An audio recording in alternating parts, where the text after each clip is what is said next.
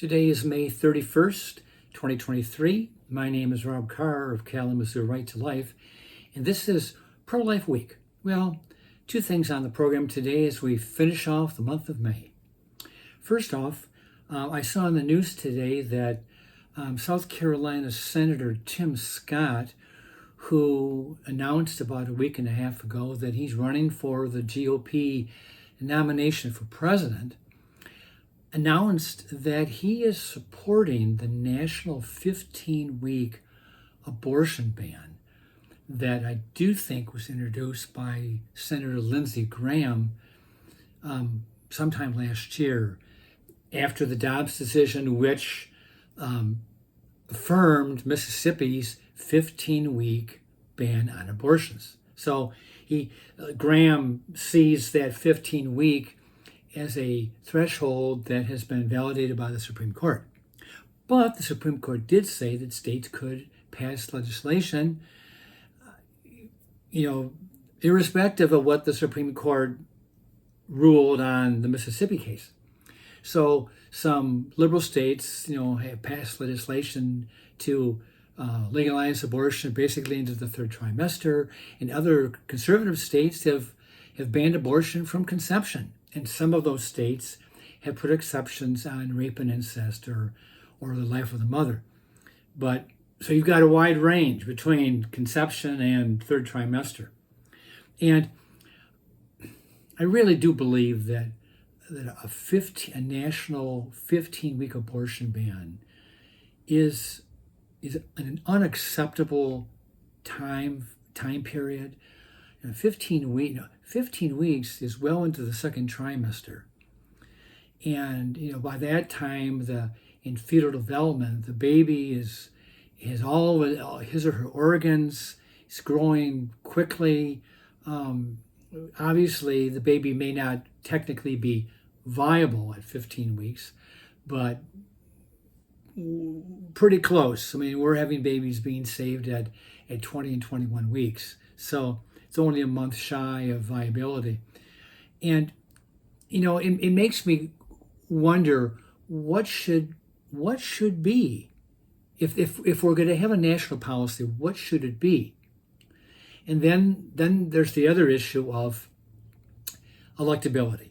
Here we are, we're going to be approaching a presidential election next year, and we want to see a pro-life candidate win, because there are Supreme Court justices who are advancing in age.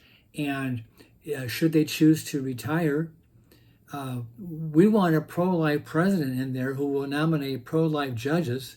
And we need a pro-life Senate, majority Senate, so they will confirm these candidates that the president has selected. So it is important for us to win. It is important for us to win. And that's the great balancing act between advancing legislation that you really want and compromising on legislation so you can win.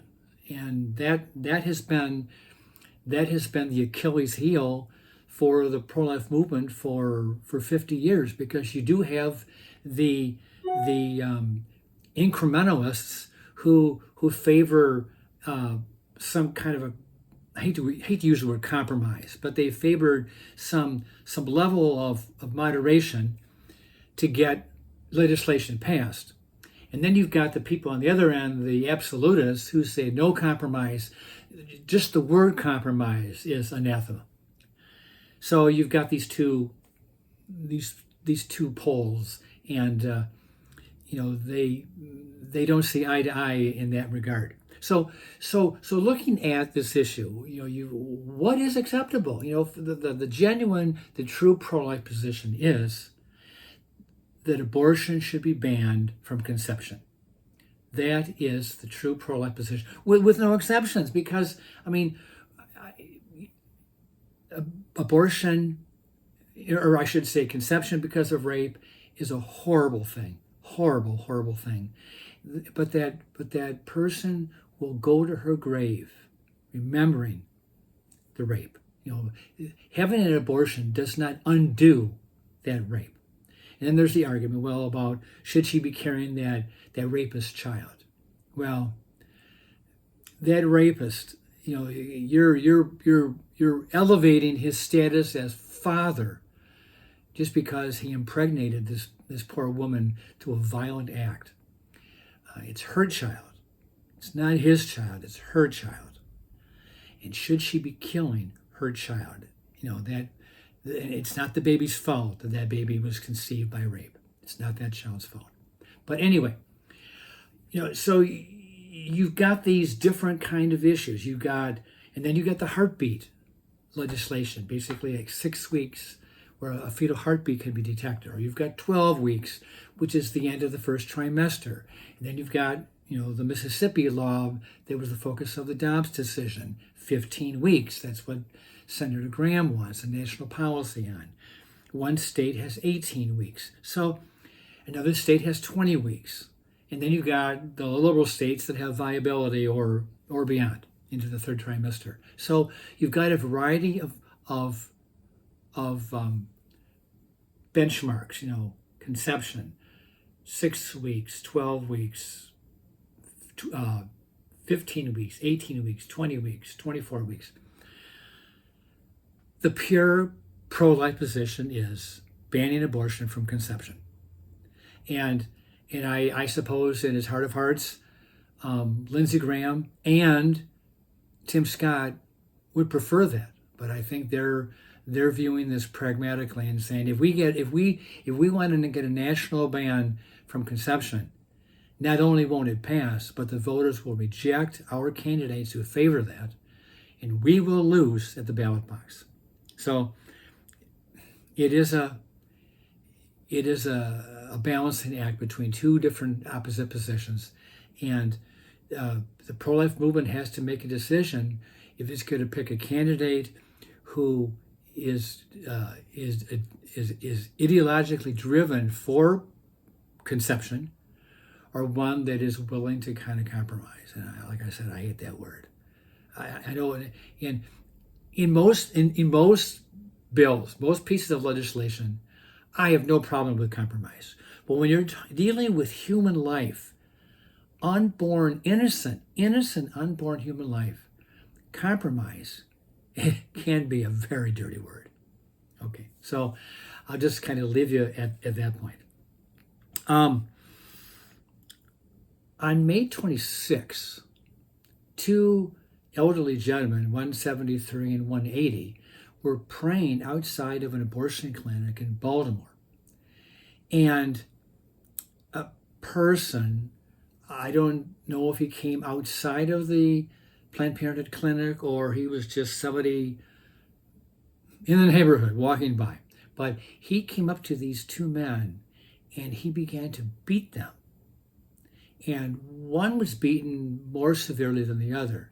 And I've got a picture. I'm going to turn my camera around. I've got a picture of the man who was beaten. And his name is Mark Crosby. And you can see he had his cheekbone was fractured, and he's got a big welt over his eyebrow. He's got blood all over his face. He was taken to the hospital, and the person ran away, so has not been apprehended. And whether or not he will be caught or not is another matter. But I'm wondering, was this ideologically driven? Was this person motivated to cause harm because these men were praying? They're pro-lifers praying outside of an abortion clinic. If that's the case, we have moved, or we are moving into dangerous territory. We've already seen protesters outside of Supreme Court justices' homes, in front of the court. Justice Kavanaugh's home was frequently picketed.